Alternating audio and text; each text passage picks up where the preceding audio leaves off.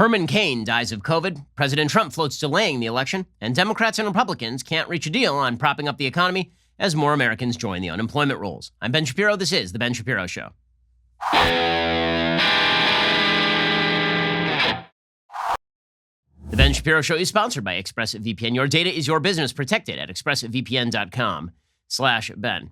Well, it is the saddest day in the Jewish calendar. It is Tisha B'Av. We'll get to that a little bit later on in the program. I'll explain exactly why people like me are not eating or drinking. And so it's not exactly a giant shock that this is just another terrible day in the calendar. There's sort of a Jewish quasi-superstition that Tisha B'Av is just going to be a bad day all around. Apparently, that is exactly right. We'll get to that in just one moment. But as you may have noticed, a lot of uncertainty right now, a lot of volatility right now. Nobody knows what the next day is going to bring right now. That might be one reason that you might want to diversify at least a little bit into precious metals. I've been telling you since 2016, it might be worthwhile to invest at least a little bit in precious metals. And if you're going to invest in gold, you should look at my friends over at Birch Gold. That was back when gold was $1,300 an ounce. Now, gold is at a new all-time high. Why? Well, gold and silver tend to thrive on uncertainty. Well, massive unemployment, a resurgence in COVID that is crippling local economies, an election around the corner, unrest on the foreign policy front, a lot of reasons why you might be a little bit displeased with the current stability of your situation.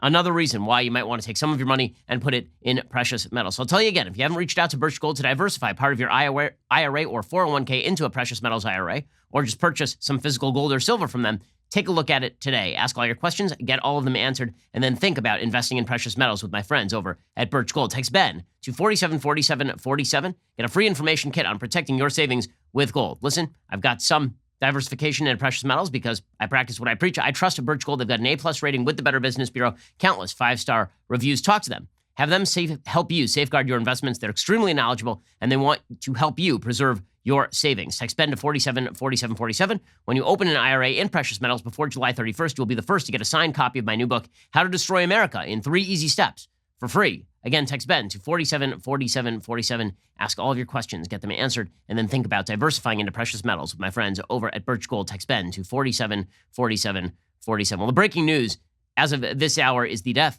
of former GOP presidential candidate Herman Cain.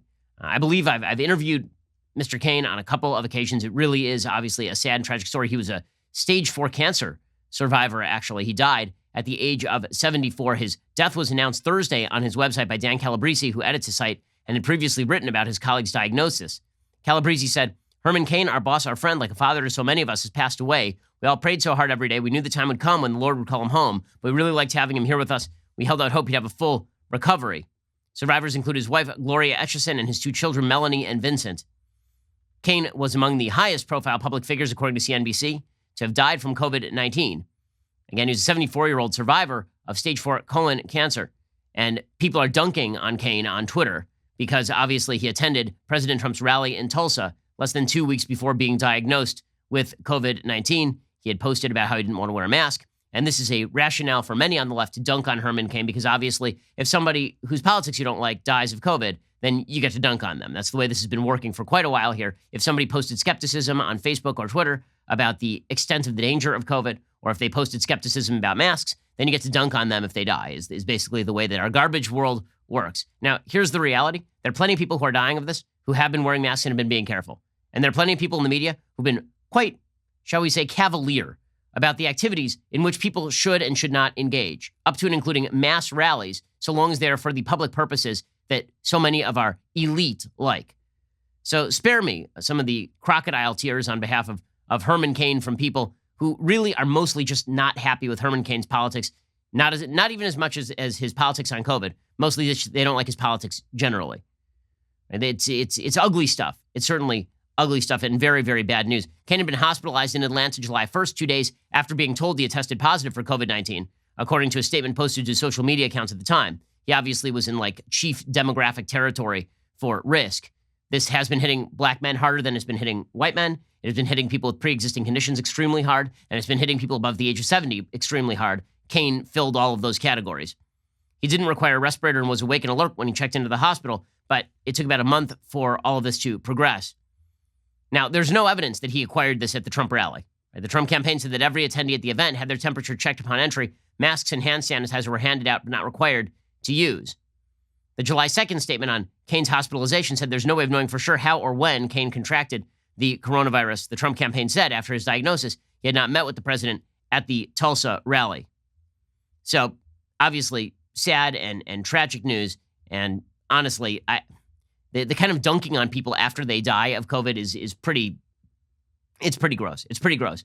It's especially gross because there's been so much focus placed on mask wearing. Now, as you know, I have been an advocate of mask wearing since the sort of professional wisdom suggested that mask wearing was a good idea.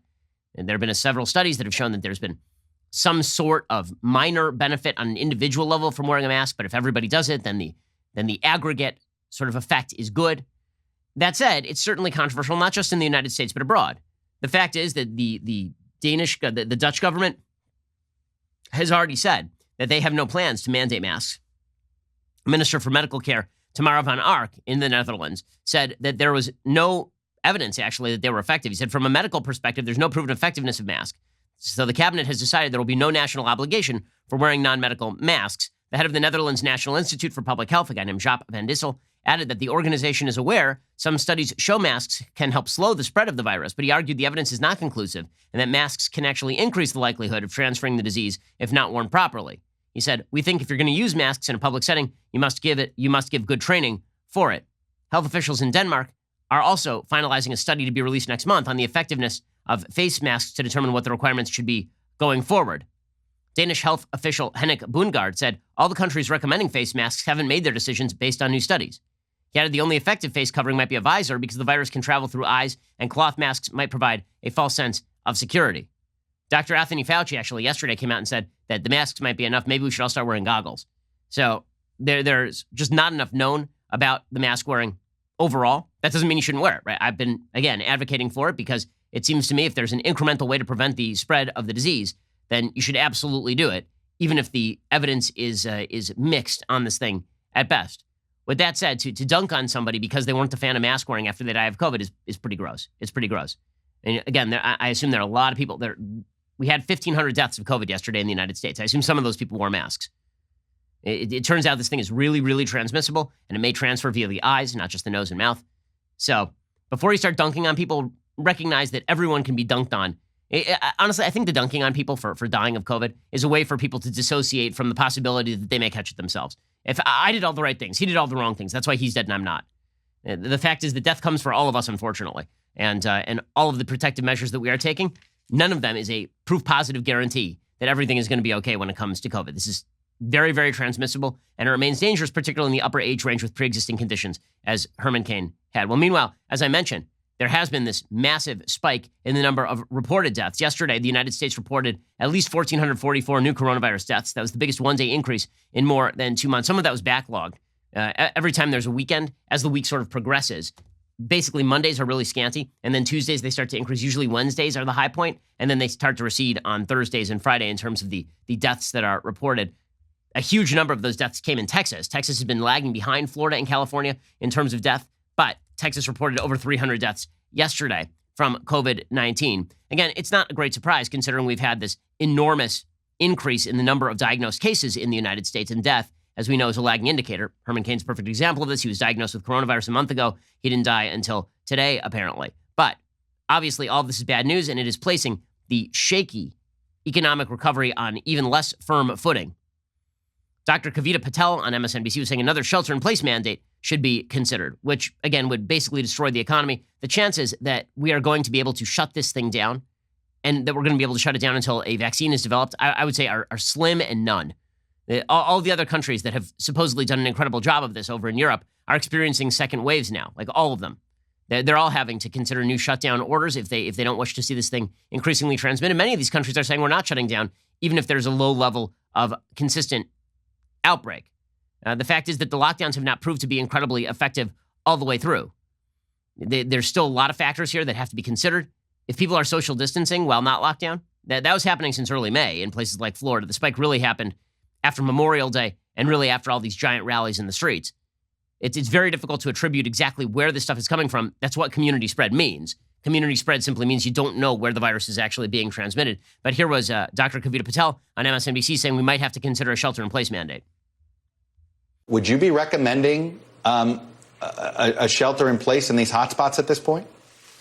I think it's got to be considered, yes. Now, I say that knowing the serious gravity with which the implications of that on working families, et cetera.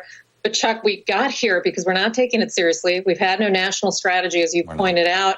And on top of that, we are never going to do any sort of economic recovery if people just don't feel safe. So I do think it has to be considered.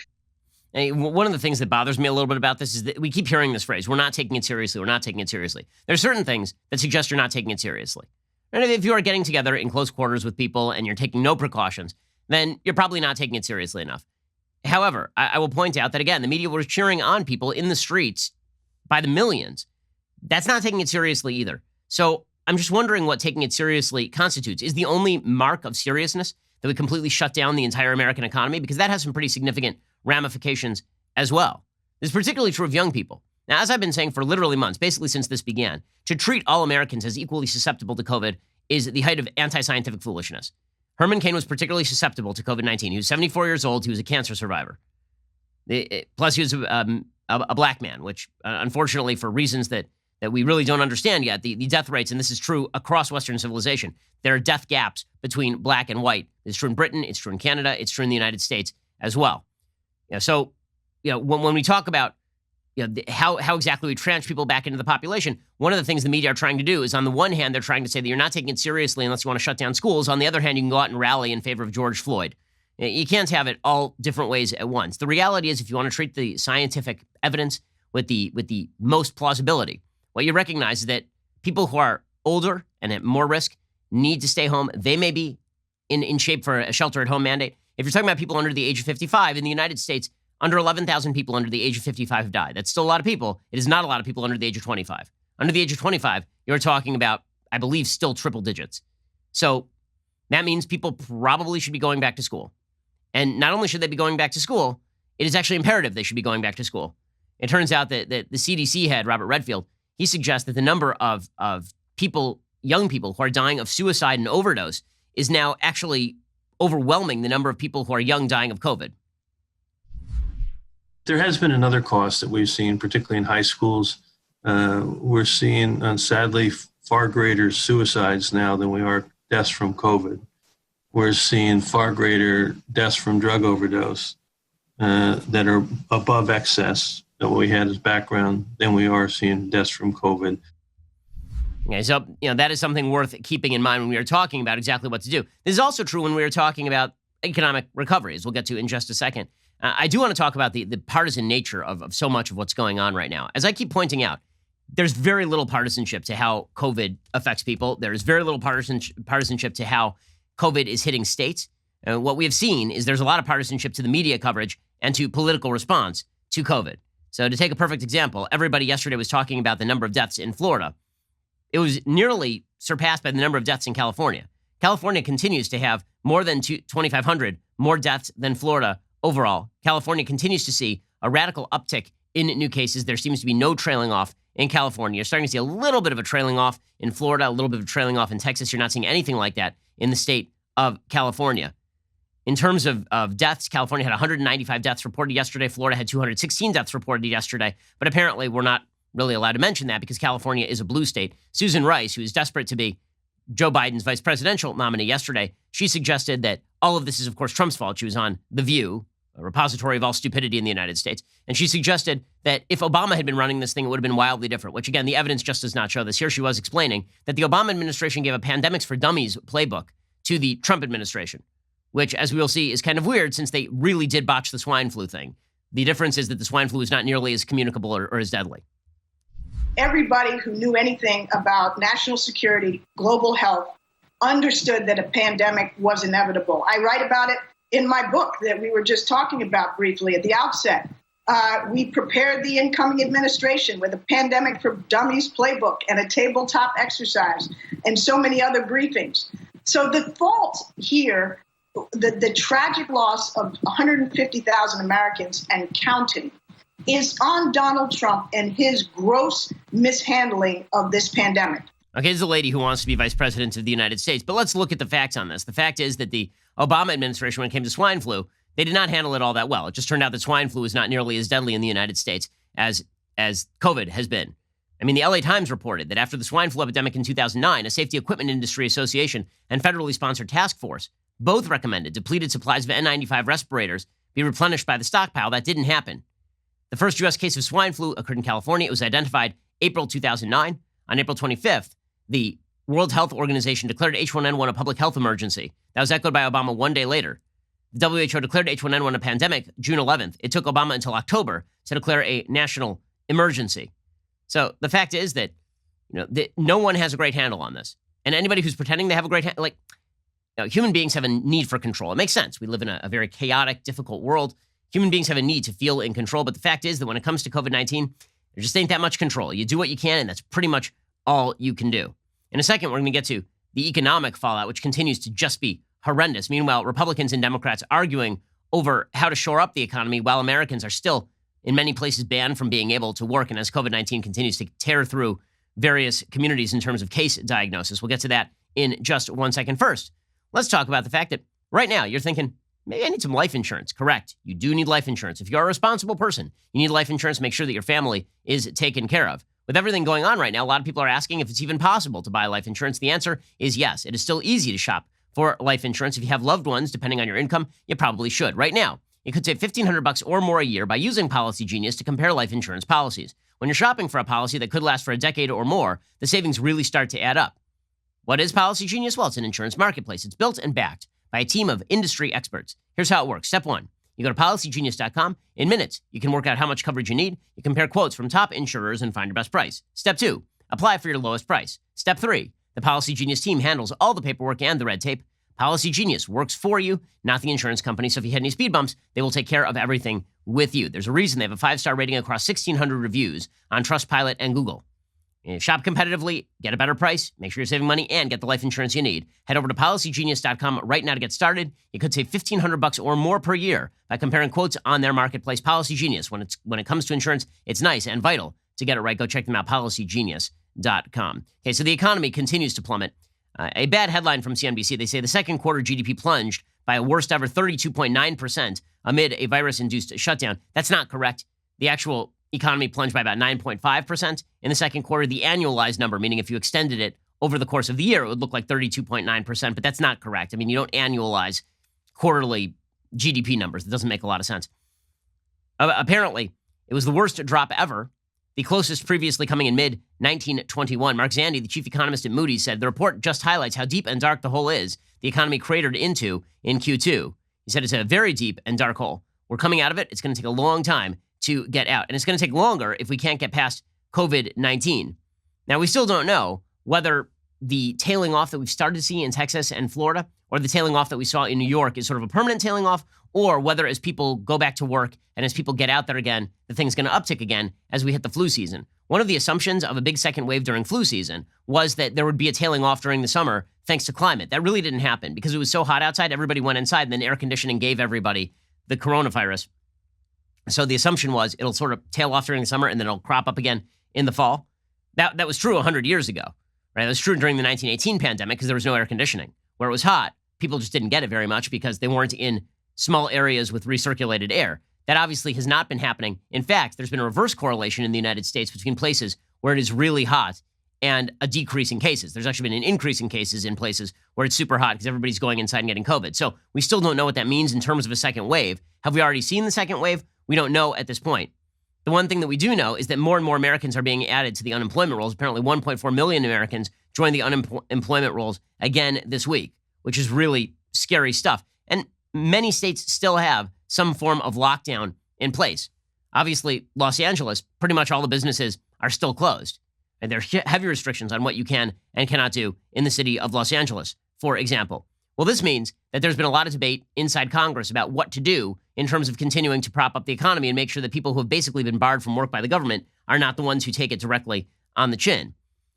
Republicans have been looking at some sort of measured response, and Democrats have been looking at just blowing it out and spending on a variety of idiocies that make no sense at all. Now, even the Republicans were looking at spending on kind of random garbage. There was talk that President Trump wanted additional funding for federal buildings in the quote-unquote stimulus package. Again, this is not a stimulus package. A stimulus package is when the economy is slow and you just inject money in order to make the economy go. It is not when the government has actually created mandates so that you cannot work. Okay, that is a different thing. If the government came and paved over my house, as I've said a million times, if they pave over my house, they have to compensate me. This seems to me effectually a taking. When you have the government saying to people that you cannot work, telling them they cannot go to work, when you have the government telling people that if they do go to work, they have to obey certain restrictions that make it nearly impossible for their business to do business, well, that is a taking, and just compensation is required under the Constitution of the United States, under the takings clause of the Fifth Amendment to the Constitution of the United States. So it seems to me that this looks more like an eminent domain situation than like a stimulus package. That said,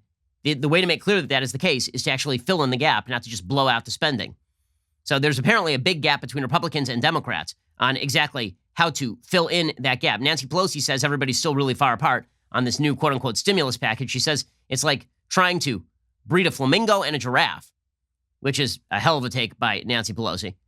Now, again, we could come to some sort of reasonable compromise here, but she says that this is not going to happen. Apparently, in a meeting, she said it's like a giraffe and a flamingo. They're both at a zoo. A dumb person may think they could mate for offspring. A smart person knows that's impossible. That's our bills. They're unable to mate.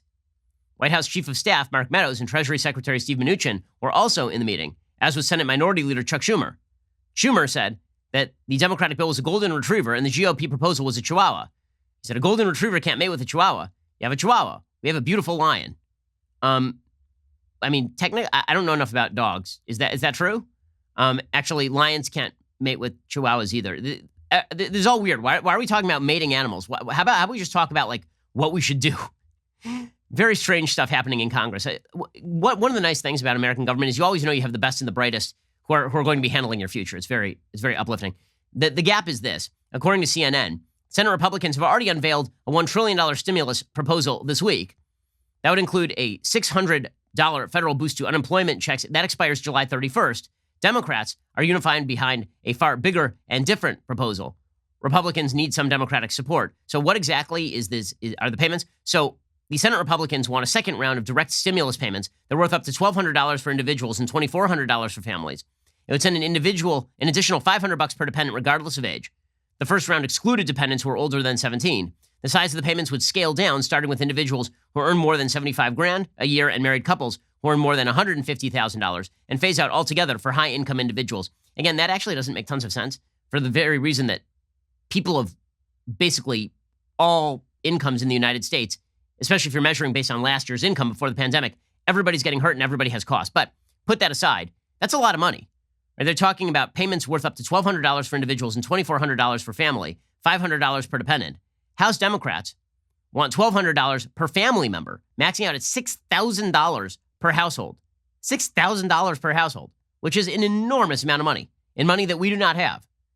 Right? And would incentivize people not to go back to work, obviously. One of the big problems with the last stimulus package is that if you are paying people $600 per week in unemployment benefits and supplementary unemployment benefits, then very often people are being paid more to stay at home than they are to go to work, which you really don't want, right? I mean, when the economic recovery does happen, when people go back to work, you don't want to be paying them to stay at home. On unemployment benefits, the proposal from the Republicans would extend the federal boost to unemployment benefits, but at a reduced amount. It would call for cutting the weekly payment to $200 from $600 until states implement a system that replaces roughly 70% of laid-off workers' wages. Basically, they're saying states have not been footing the bill. The feds have been footing the bill. States need to pick up the slack. Democrats want to extend the $600 enhanced unemployment benefit all the way through January, just in time for Joe Biden's inauguration, is what Democrats are thinking. Those receiving regular state benefits at that time could continue receiving the $600 boost as late as the end of March. So just forever, for all time. Okay, so there's some pretty significant gaps here. The House Democrats include no additional money for the Paycheck Protection Program. So they just want to let businesses basically go under, and people can be directly supported by the government. This is the House Democrats' way of achieving universal basic income, is what this really looks like, more than anything. Also, House Democrats want to provide $100 billion in education funds. It specifies that 69%, $59 billion, would go to K through 12 schools, 30% would go to higher education. Again, I'm confused as to why we are blowing out the education spending when schools literally are not in session. And as we will see, teachers are saying they don't even want to teach remote. The bill for the Democrats also includes a $500 billion bailout to states and $375 billion bailout to local governments, which is pretty wild. So they're just filling in bad governance from a variety of states. So no wonder there is this big gap. The answer is you can have arguments over how much people should be receiving on a personal level or on an unemployment level. When you start with all the goodies, the paying off states and all of that, you've gotten into territory that has nothing to do with filling in gaps created by COVID in the first place.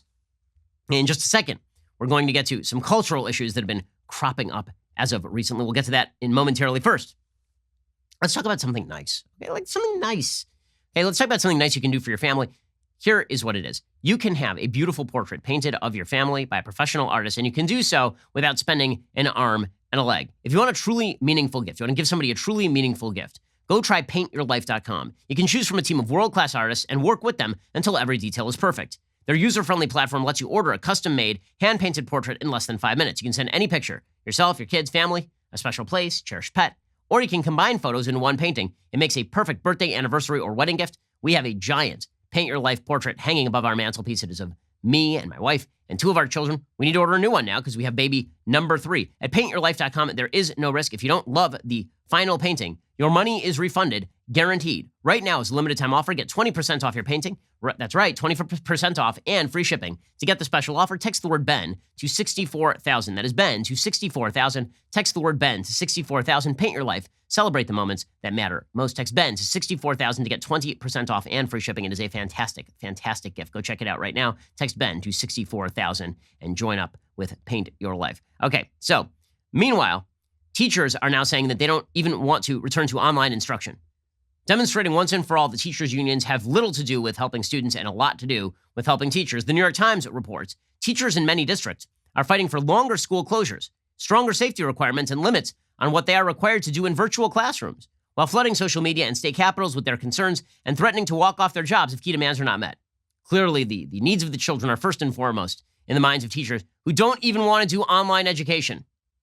It is one thing to say you don't want to go into school because you're 70 years old and you don't want to get infected and die. It is another thing to say you don't want to be on video. You don't want to do a Zoom call. On Tuesday, the nation's second largest teachers union raised the stakes dramatically by authorizing local and state chapters to strike if their districts do not take sufficient precautions, like requiring masks and updating ventilation systems before reopening classrooms. Already, teachers unions have sued Florida's governor over that state's efforts to require schools to offer in-person instruction. Even as unions exert their influence, they face enormous public and political pressure because of widespread acknowledgement that you got to have kids back at school. Apparently, many of these teachers are now upset that they even have to work at all. So now they're saying that the teachers went above and beyond work hours laid out in emergency labor agreements. Their members provided technical support to families and answered emails and text messages from students and parents. Wow, that's rough considering you weren't in school teaching. Now representatives must balance the concerns of an often feisty membership against the urgent needs of vulnerable children. Well, actually, the representatives aren't doing any of that kind of stuff at all. They're just caving to teachers who aren't actually teaching. That is pretty incredible. LA, the nation's second largest school district, has already made the decision to start the year online because of infections. Now, the union and administrators are engaged in long negotiating sessions via Zoom, with one of the stickiest points of contention being how many hours per day teachers should be required to teach via live video. Cicely Meyer-Cruz, president of the United Teachers Los Angeles Union, said she understood the benefits. She watched her own son engage with teachers online. She argued that a full school day over video would not be feasible for either students or teachers. She said, you're not going to see people engaged. Kids will turn off to that. Instead, they think that remote mental health counseling should be available to students. So basically, they want to be paid to do nothing, which is really exciting stuff. Well done all the way around. So in other chaotic news of the day, President Trump decided that it would be a good idea today to tweet out and then pin to the top of his Twitter page a suggestion that Election Day should be delayed. So the president tweeted out today, quote, with universal mail-in voting, not absentee voting, which is good, 2020 will be the most inaccurate and fraudulent election in history. It will be a great embarrassment to the United States. Delay the election until people can properly, securely, and safely vote? 3 question marks. Okay, so mail-in voting is a bad idea. It is a bad idea. It is rife with the possibility of fraud. No less than Jimmy Carter has said something similar in years past. However, the president of the United States does not actually have the power to delay the United States election. That requires an act of Congress. It's not going to happen. Two things can be true. Mail-in voting can be a bad idea generally because it's going to take weeks to hash out because there's the possibility of fraud for all the reasons that we've talked about before. Also, the president floating that he wants to delay the election is like the worst idea ever. It's a terrible political idea. And now we'll get a full 48-hour news cycle on why Republicans won't denounce the president for saying this sort of stuff. Now, the true answer is that the president can say whatever he wants. Again, it takes an act of Congress to delay the election. Nobody has any intent to delay this election. It's not going to happen. So you'll see that mentioned very low in a lot of the news reports. But is that the kind of solidity that people are seeking in a time of great pandemonium? Are people feeling solid? Again, the great benefit to Joe Biden in this particular election is that all Joe Biden has to do is be barely alive. That really is his key. See, if he's too alive, then he makes a lot of gaffes. But if he's dead, then he's dead. So he has to be just kind of like barely alive. Like barely alive is where he wants to be because he can just point to Trump being extraordinarily volatile. And then when Trump says he's senile, all Biden has to do is just say, okay, I may be senile, but you're incredibly volatile and you're not senile. So what happens when you get senile? So Trump's Twitter is like the worst thing that he can do right now. It is a very, very stupid move. It's going to be a 2 days news cycle, but it's really a giant nothing burger. Meanwhile, remember that time the NBA was super woke and the NBA is going to lecture us all on social justice? Incredible story from ESPN today. An ESPN investigation has found that coaches at NBA's China academies are complaining of player abuse and lack of schooling.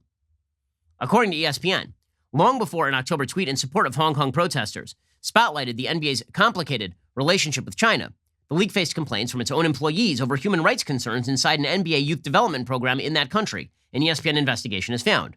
American coaches at 3 NBA training academies in China told league officials their Chinese partners were physically abusing young players and failing to provide schooling, even though Commissioner Adam Silver had said education would be central to the program, according to multiple sources with direct knowledge of the complaints.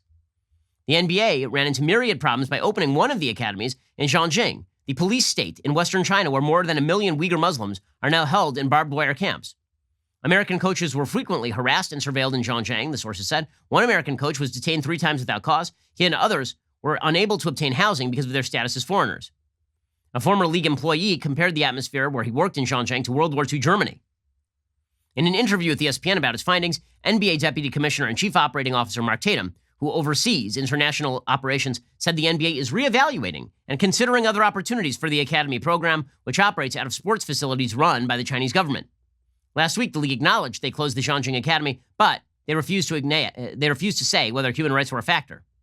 We were somewhat humbled, said Tatum. One of the lessons we've learned here is we do need to have more direct oversight and the ability to make staffing changes when appropriate. The program, launched in 2016, was part of the NBA's strategy to develop local players in a basketball-obsessed market that has made NBA China a $5 billion enterprise. Most of the former employees spoke on the condition of anonymity. One American coach who worked for the NBA in China described the project as a sweat camp for athletes. At least 2 coaches quit in response to what they believed was mistreatment of young players. One requested and received a transfer after watching Chinese coaches strike teenage players, 3 sources told ESPN. Another American coach left before the end of his contract because he found the lack of education unconscionable. He said, I couldn't continue to show up every day looking at these kids, knowing they would end up being taxi drivers. Not long after the academies opened, multiple coaches complained about the physical abuse and lack of schooling to Greg Stoltz, the league's VP for international operations. It was unclear whether the information was passed on to the NBA in New York. The NBA would not make Stoltz available for comment. 2 of the former NBA employees separately told ESPN coaches at the academies regularly speculated about whether Silver had been informed about the problems. I said, if Silver shows up, we're all fired immediately. Tatum said the NBA did receive a handful of complaints that Chinese coaches were mistreating players, but they did nothing about it, apparently. They immediately informed local authorities that the league had 0 tolerance for that behavior, but they didn't report the incidents to the league at the time or to Tatum or to Silver. Sure. Or alternatively, everybody decided to look the other way because they were making a bundle in China. The NBA brought in elite coaches and athletic trainers with experience in the G League and Division I basketball to work at the academies. One former coach described watching a Chinese coach fire a ball into a young player's face at point-blank range and then kick him in the gut. The kid was apparently 13 or 14 years old. So, good times with the NBA in China. I definitely want to hear about human rights violations in the United States from the NBA. I think that's what we definitely have to hear about. These people are not hypocrites in any way. In just a second, we're going to get to a big tech hearing that happened on the Hill yesterday. There were some moments that were not so great, as always, for Congress. We'll get to that momentarily. First, gang, if you haven't heard by now about my new book, How to Destroy America in 3 Easy Steps, it is officially on sale. In fact, it is the number 2 best-selling book on Amazon.com for the week. It was number 3 on the New York Times bestseller list this week.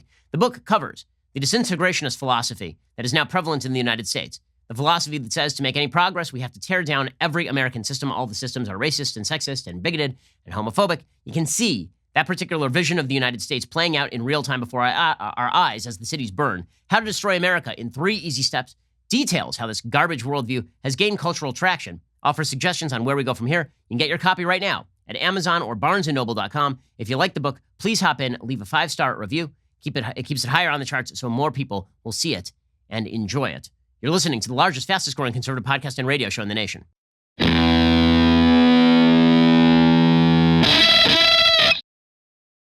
Now, speaking of China, now the fact is not just the NBA that is enthralled to China. So many of our big 10 companies are enthralled to China as well. It was pretty incredible. So yesterday, there was this big hearing at the House Judiciary Committee, and it was participated in by the heads of Google and Facebook and Twitter and Apple. And there was this amazing exchange in which various CEOs were asked about Chinese intellectual property theft. And only one of these CEOs was actually honest. So you had Tim Cook of Apple, who basically denied that there was any intellectual property theft. You have Sundar Pichai of Google, who said, no idea, never heard of it. You have Jeff Bezos saying that he's heard about it. And then you have Zuckerberg, who's like, yeah, of course that's true. Because Facebook, so it is important to recognize here, not all big tech companies are the same. Facebook has been significantly more pro-free speech than any of the other outlets. It is not particularly close. Twitter is not the same thing as Facebook. This is something that, as we'll see, Congress people don't know because they don't understand how the interwebs work. It is also true that Facebook has taken a pretty antagonistic view toward Chinese regulations in a way that Apple has not, that Google has not, that Amazon has not, and that is worthy of note. You can see the contrast in this particular exchange. Do you believe that the Chinese government steals technology from U.S. companies? I don't know of specific cases where we have been stolen from by the government. I have no first-hand knowledge of any information stolen from Google. Congressman, I think it's well documented that the Chinese government steals technology from American companies. I haven't seen it personally, but I've heard many reports of it. Okay, so amazing how only Zuckerberg is really willing to come out and just say, yeah, absolutely the Chinese are stealing. Corporations are willing to make money virtually anywhere. That is just an aspect of profit seeking. That is why the government really needs to be focusing on China, not on big tech so much. I mean, big tech, there's some problems inside big tech. But the question is whether you really want your Congress people in charge of big tech. The question is to who should be in charge. When it comes to China, that's a very different thing. Now listen, the NBA, so long as the government is not shutting, it's one thing for the NBA to be overtly participating in human rights abuses. But for the NBA to participate in trade with China is not the end of the world. I mean, again, that's perfectly legal. It's why the government of the United States should really be focused in on shutting down a lot of the avenues of economic growth for China, which is indeed a geopolitical threat to the United States and to its neighbors mostly. Instead, we are focused in on attacking our domestic corporations. Some of them are the biggest hirers in the United States. And let's just be frank about this. There are problems with a lot of these corporations. There are. I mean, Google is obviously biased against conservatives. But the idea that you're going to put Congress in charge of all the big tech companies and that Congress can do this better seems to me bizarre. Example, yesterday, a representative named Sensenbrenner asked Mark Zuckerberg of Facebook about suspending Donald Trump Jr. There's only one problem. Sensenbrenner was asking about Twitter. That's a completely different company.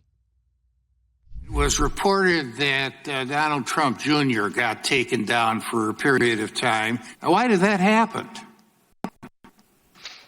Congressman, well, first, to be clear, I think what you might be referring to happened on Twitter, so it's hard for me to speak to that. But I can talk to our policies about this. We do prohibit content that will lead to imminent risk of harm. And stating that there's a proven cure for COVID when there is, in fact, none, might encourage someone to go take something that could have some adverse effects. So we do take that down. Okay, so I do love that he is attacking Zuckerberg for something that another company did. The truth is the worst of these companies is Twitter. Twitter really is overtly censorious of views they do not like in a way that many of these other companies are not. It is also true that, again, Google has been acting with a certain amount of political alacrity to crack down on conservatives. Every mistake. The problem is they never let anybody inside their data, so it's very difficult to tell exactly which companies are discriminating against conservatives and which ones are not. Again, I'll say that I don't think that Facebook is discriminating against conservatives because it would be hard for me to claim otherwise, considering that Daily Wire does very well on Facebook, right? I mean, just on an anecdotal level, it's hard for me as the head of a company that gets good traffic on Facebook to say Facebook is cracking down on us. I can say that when there have been sort of weird instances of Google glitches, they always seem to target conservatives over at Google. So distinguishing between the companies seems to be something worthwhile. According to the New York Post just a couple of days ago, Google said it fixed a bug that led to several conservative websites disappearing from its search results on Tuesday. But a former engineer for the tech giant said the glitch may have inadvertently exposed an internal list that targeted certain news outlets. Mike Wacker said it appears to have revealed the existence of another blacklist that disproportionately targets conservatives. He said the glitch is that sites on this blacklist disappeared from Google search results, but the existence of the list is very much by design. And that raises a major question. Why exactly does that list exist in the first place? For several hours Tuesday morning and early afternoon, users couldn't access a number of websites on Google search, including Breitbart, Drudge Report, Bongino Report, and the National Pulse. Major newspapers like the New York Times and Washington Post were not affected. We saw this, by the way, just maybe a year ago when Google decided they were going to put fact-checker evaluations of only conservative sites on the side of the Google page. So, yeah, Google's been a problem for this. Representative Jim Jordan went after Google yesterday in this big tech hearing.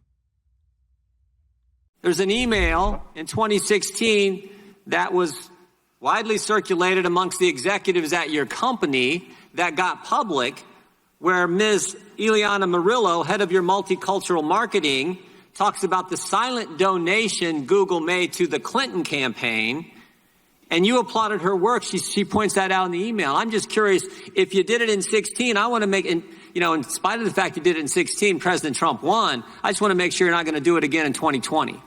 Okay, so it is true that Google has its biases. Now, the question is Google a monopoly? So there are two sort of views of monopoly in law, in American law. One is the consumer-based view, which is that so long as consumers are not being jobbed, there is no monopoly. Right? Monopoly is really based on whether the consumer is being overcharged or being exploited in some way that they don't know about through monopoly practices. The other is whether a company is just very, very large. I tend toward the first vision because there can be such a thing as a natural monopoly where when you break up the monopoly, the consumer is actually harmed. And that actually happened with Windows. And Microsoft was broken up in the late 90s. The idea being Microsoft was too large, and then Apple ate Microsoft's lunch. So it turned out that it wasn't even a monopoly in the first place. The answer to Google having its own bias is presumably for somebody to invest an awful lot of money in Alta Vista or in an alternative search engine. Google didn't become a monopoly simply by dint of them being biased. They became a monopoly by dint of being better at their job. I mean, they expend an awful lot of money on market research. They're an enormous company. And the notion that Congress is going to be able to successfully control big tech, I think, is a mistake, considering that most of the people in Congress literally don't know what an internet is. So worthwhile noting that, worthwhile just keeping that in mind. Okay, meanwhile, there's more controversy brewing over the Trump administration. President Trump decided to tweet out again about an initiative that is called the AFFH. The AFFH is essentially a rule created by the Obama administration that gives federal power over local zoning. It's a bad policy. It's been a bad policy for quite a while. President Trump tweeted out about it with, I would say, probably the worst available take. So the AFFH, again, is a policy that is designed to give the federal government a lever to re-engineer nearly every American neighborhood. This is according to Stanley Kurtz of the Ethics and Public Policy Center, imposing a preferred racial and ethnic composition, densifying housing, transportation, and business development in suburb and city alike, weakening or casting aside the authority of local governments over core responsibilities from zoning to transportation to education. The AFFH's reach is so widespread because so many communities have become far too dependent on housing and urban development programs like community development block grants. If a city or town wants federal housing funding, it would have to comply with AFFH. The mandate's egregiousness was magnified because they were using what they call disparate impact, which means that if, in fact, the program is administered neutrally and the impact is disparate, like it impacts people differently, then that means that the program is somehow racist. So that gave the government enormous power to basically deny housing and urban development funding to localities based on lack of preferred racial contribution. So let's say that the country at large is 13% black and a town received housing and urban development funding, and then they used the housing and urban development funding, and the town's composition demographically went from 13% black to 9% black, then this would cause the federal government to step in and rezone the entire town, which takes local control out of the hands of the locals, obviously. It's a bad policy. It's been a bad policy for a long time. The Heritage Foundation points out that the AFFH rightly came to the sights of Ben Carson's HUD soon after change in administrations. In 2018, Carson's Housing and Urban Development announced the withdrawal of the 2015 mandate's so-called local government assessment tools, in which communities had to report non-housing related information. This would then be used by the HUD to judge the efforts to diversify the community. If federal bureaucrats believed a community was not sufficiently quote-unquote diversified, the local jurisdiction would not get federal funds intended to provide affordable housing. So this basically required local officials to answer questions on topics like significant disparities in access to opportunities, disproportionate housing needs, Local officials had to analyze and report data on issues like access to public transportation, quality schools and jobs, environmental health hazards. In essence, it was the federal government stepping in and trying to control in top-down fashion exactly how towns were constituted, even if those towns were not creating policy to bar people on the basis of race. I mean, a lot of this actually is barred by federal law. Right? Federal law bars the HUD from conditioning federal housing assistance on the type of conditions outlined in the new rule.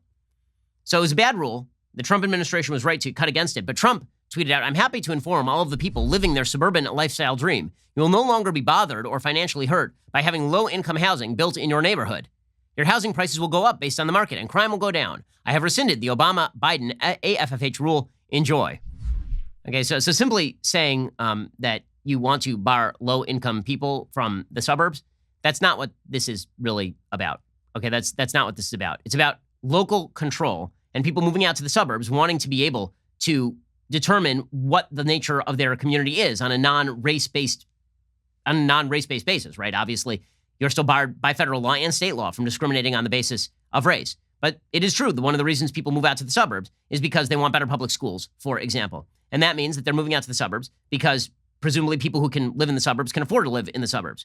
And so it is not unreasonable to say, I don't necessarily want to live directly next to a homeless shelter, right? Zoning regulations exist in every city and town across the country because people want to be able to control exactly the kind of neighborhoods they live in. And there are certain factors that shouldn't be taken into account. Obviously, racial segregation would be one. But the notion that the federal government can, on the basis of disparate impact, come in and control how zoning is done in every community in the United States is really bad. Trump articulates that in a way that is not particularly good. Now, in good news for the Trump administration, to his credit, they are doing something good. President Trump is now extending Operation Legend to Cleveland, Detroit, and Milwaukee. So this is giving more federal resources to local law enforcement to police high crime areas. According to the Daily Wire, on Wednesday, the DOJ announced it was extending Operation Legend, which is an initiative in which the federal law enforcement agencies work in conjunction with state and local law enforcement to fight violent crime. They're extending that to Albuquerque, from Albuquerque, Kansas City, Missouri, Chicago, to Cleveland, Detroit, and Milwaukee. That is a good thing.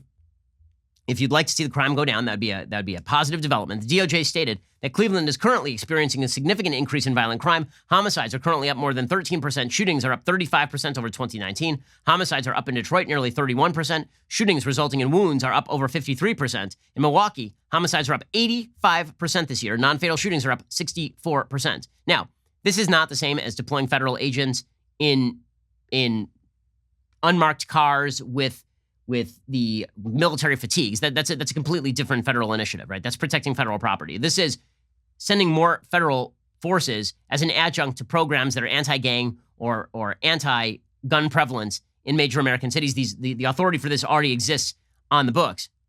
25 federal investigators from the FBI, DEA, and ATF are being sent to Cleveland, supported by $1 million from the Bureau of Justice Assistance. 42 federal agents are going to be sent to Detroit, and 25 more investigators are going to be sent to Milwaukee. This is a good thing. This is a good thing. For all the talk about Trump not caring about people of color, this is specifically designed to crack down on crime that disproportionately affects people of color. So the fact that Trump is doing that is in fact a good thing. Of course, that's not going to be covered. And if it is covered, he's going to be called a fascist for now using federal resources to help tamp down on crime. Instead, everybody is going to focus in on President Trump saying a dumb thing about delaying the election. Alrighty. One quick note. So I feel like it's a good time to do this. So people wonder, if it feels like the show is slightly off today. That's because today is a fast day. It means no eating. It means no drinking. Today is Tisha B'Av. Yes, Tisha B'Av. It's the 9th of Av, which is the saddest day in the Jewish calendar. And just a quick note about Tisha B'Av. So for those who care about cultural diversity, Tisha B'Av is the commemoration of the destruction of not one but two temples. Not a great day in Jewish history. And as I say, there's sort of a superstitious belief in the Jewish community that, and based on the evidence of all the bad things that have happened on Tisha B'Av, this is a bad day just generally, so not a big shock. The news sucks today. In any case, Tisha B'Av commemorates the destruction of the first temple in Jerusalem in 586 BCE and the second temple in 70 CE, respectively. People fast on this date, and they fast in commemoration. It's worthwhile noting that the thing that is being commemorated is the destruction of the temple on top of the Temple Mount. So as I've said many times on the show before, many in the media just get it wrong when it comes to Jerusalem. They say things like the Western Wall is the holiest site in Judaism. This is a lie. The Temple Mount is the holiest site in Judaism. It was usurped and then built over by Muslims, frankly. I mean, that is the story here, is that Judaism, this is unfortunately a habit of medieval Islam, is to take religious sites that belong to other religions and then pave over them and then build a mosque. And it's actually not just medieval Islam. It's happening right now in Turkey, where a church was turned into a mosque, turned into a museum, and turned back into a mosque now. In any case, the Temple Mount was made into a religious site for more than one religion, but it was originally a Jewish site, obviously, which is why you have this giant flat area in the middle of Jerusalem. There's a very famous Talmudic story in which Rabbi Akiva, maybe the most famous rabbi in the Talmud, is sitting shortly after the destruction of the temple in 70 CE, sitting with other rabbis, and they're all crying, and he starts laughing. And they ask why, and he says, well, do you see the fox that is running through the Temple Mount? And they say yes. He says, well, there's the prophecy that says that the temple will be destroyed and a fox will run through its ruins. And now we've seen that. And the good news is that eventually the temple will be rebuilt, because that's the other half of the prophecy. So the going Jewish notion is that one day the Tisha B'Av will be a day of rejoicing as opposed to a day of tragedy. One of the other reasons it's worthwhile noting this is because whenever people try to eviscerate the history of Israel by suggesting that basically it was just a repository of European Jews, recognize that the dream of Jerusalem has been on the table for some 4,000 years in Judaism, and the bizarre notion put forth by idiots like Seth Rogen on widespread podcasts that there's no Jewish connection to the land of Israel, or that if there is a Jewish connection, he doesn't like religion, so obviously Seth Rogen knows best. Or as Seth Rogen suggested, the Jews would be better off dispersed throughout the world. Why would you put all the Jews in one place if you're worried about risk to them? Well, I think that the history of the world has shown that wherever Jews are, there tends to be a threat. And the history of Israel has shown that the fact that there is a Jewish state willing to defend Jewish rights in places that are not Israel has been quite good for Jews, generally speaking. The revitalization of the state of Israel is a glorious thing. And as an Orthodox Jew, we pray every day for the restoration of a temple. There is a way, believe it or not, there's a way that can be done without the destruction. It's kind of controversial, but there's some opinions that say there's a way that can be done without the destruction of the Dome of the Rock, for example. But bottom line is that if you want to know anything about Jewish history, study Tisha B'Av, because the story of the Jewish people and the destruction of those two temples demonstrates the ever-present commitment and connection between Jews and the land of Israel. It is not merely just a bunch of white people who arrived on quote-unquote Arab land. That is complete revisionist nonsense. Alrighty, we'll be back here later to do 2 additional hours of content. Otherwise, we'll see you here tomorrow. I'm Ben Shapiro. This is The Ben Shapiro Show. The Ben Shapiro Show is produced by Colton Haas, executive producer Jeremy Boring, supervising producer Mathis Glover and Robert Sterling, assistant director Pavel Wydowski, technical producer Austin Stevens, playback and media operated by Nick Sheehan, associate producer Katie Swinnerton, edited by Adam Sayevitz. Audio is mixed by Mike Coromina. Hair and makeup is by Nika Geneva. The Ben Shapiro Show is a Daily Wire production. Copyright Daily Wire 2020. You know, the Matt Walsh Show, it's not just another show about politics. I think there are enough of those already out there. We talk about culture because culture drives politics and it drives everything else. So my main focuses are life, family, faith. Those are fundamental, and that's what this show is about. I hope you'll give it a listen.